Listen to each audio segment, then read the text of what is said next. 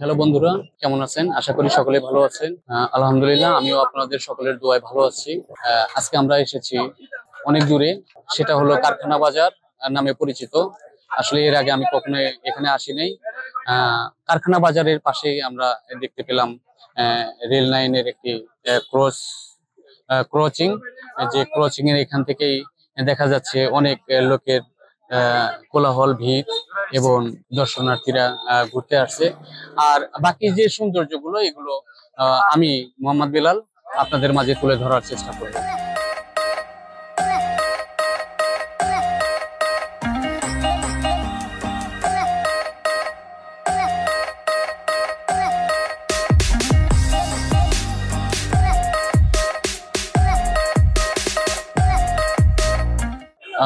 তারপরেও কারখানা বাজারের উদ্দেশ্যে যাওয়ার পথেই রাস্তার দুই পাশে দেখি বিভিন্ন ধরনের খাবার, রকমারি জিনিস পরিপাটিভাবে সাজানো রয়েছে।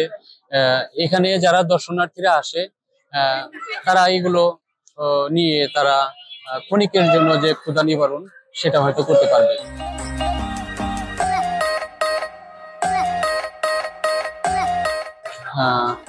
হাঁটি হাঁটি পা পা করে সামনের দিকে এগিয়ে আসছি। বিশেষ করে যদি আমি আপনাদেরকে দেখানোর চেষ্টা করি, এইদিকে লাইটের ঝলকানি দেখতে পাচ্ছি। আসলে এটা কি, কাছে না গেলে হয়তো বুঝতে পারবো না। তারপরে দূর থেকে আপনাদের দেখানোর চেষ্টা করছি। ধীরে ধীরে আমরা সামনের দিকে এগোচ্ছি।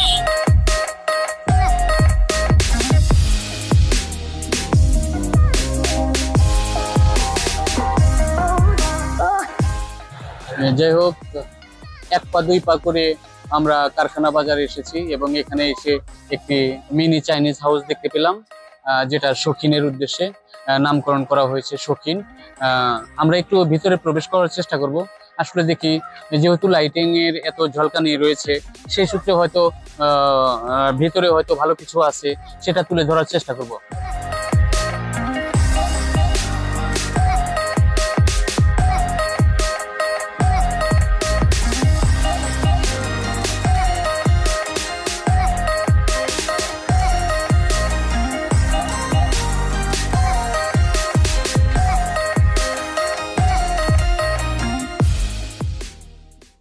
ভিতরে সবকিছু পরিপাটিভাবে রয়েছে, লাইটিং করা, সাজে সাজে, ধাপে ধাপে, প্রত্যেকটা পাটে পাটে সুন্দরভাবে লাইটিং করা রয়েছে। আমরা পুরোটা ঘুরিয়ে আমি আপনাদেরকে দেখানোর চেষ্টা করব।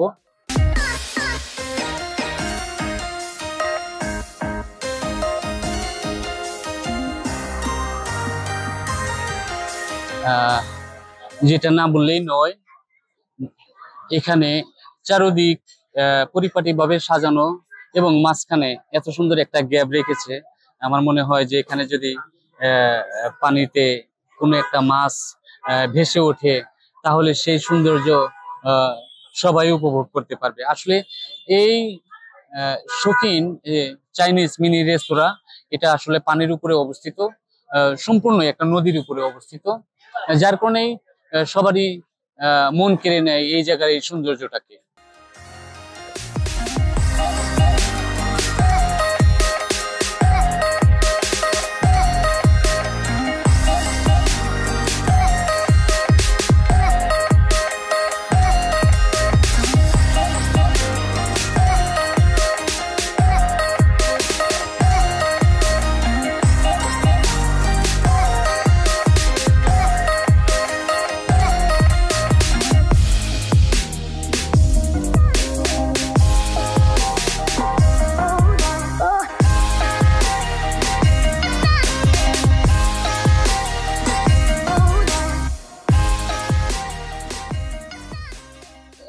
তারপরেও এই শৌখিন চাইনিজ মিনি রেস্তোরাঁতে অনেক দর্শনার্থীর ভিড়, সবাই আনন্দ উপভোগ করতেছে। বিশেষ করে এখানে আসতে পারে নদীর যে কোলাহল গুলো, এগুলো আসলে সকলেই উপভোগ করতে পারে।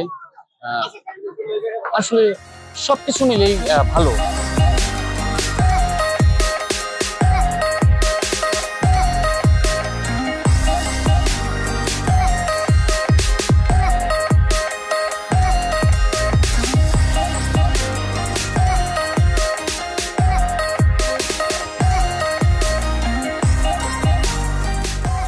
শৌখিন চাইনিজ রেস্টুরেন্টের উদ্দেশ্যে ভিতরে আমরা প্রবেশ করে অনেক লাইটিং এর ঝলকানি আপনাদেরকে উপভোগ করালাম। আমরা ধীরে ধীরে শৌখিন চাইনিজ মিনি রেস্টুরেন্টের এখান থেকে ধীরে ধীরে বেরিয়ে যাচ্ছি।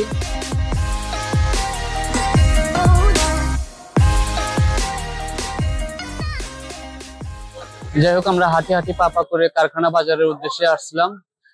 যদিও রাত হয়ে গেছে, মনোরম দৃশ্য দেখতে পেলাম।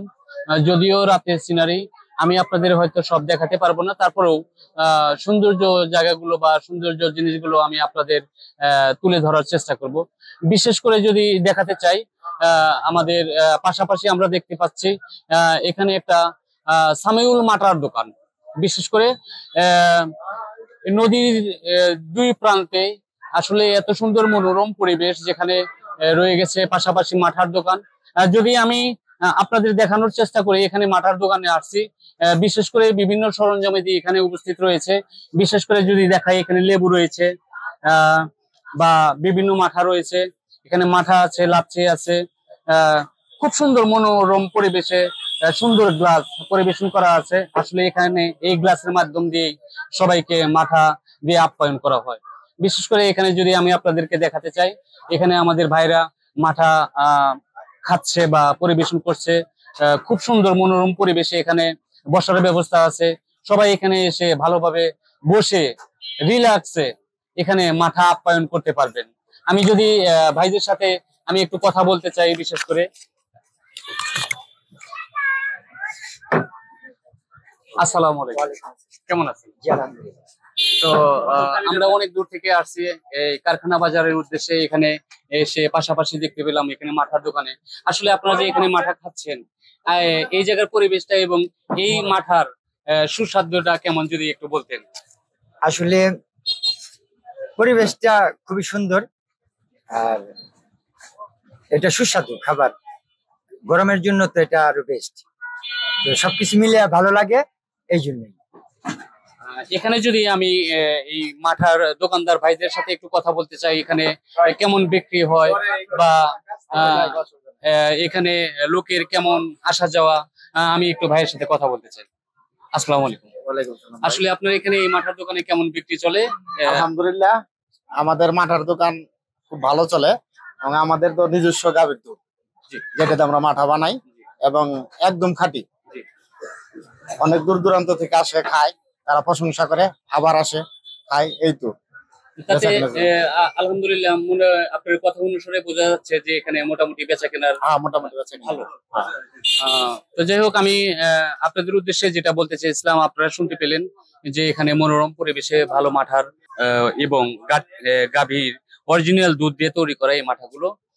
আর গরমের সিজনে খুবই সুস্বাদু। বিশেষ করে আমি আমার নিজের কথা বলি, আমি বিভিন্ন জায়গায় মাঠা খেয়েছি এবং এখানেও মাঠা খেয়েছি। আজকে এখানকার যে মাঠার যে সুস্বাদ, আসলে এরকম এই সুস্বাদটা অন্য কোথাও আমি নিজে ব্যক্তিগতভাবে পাইনি।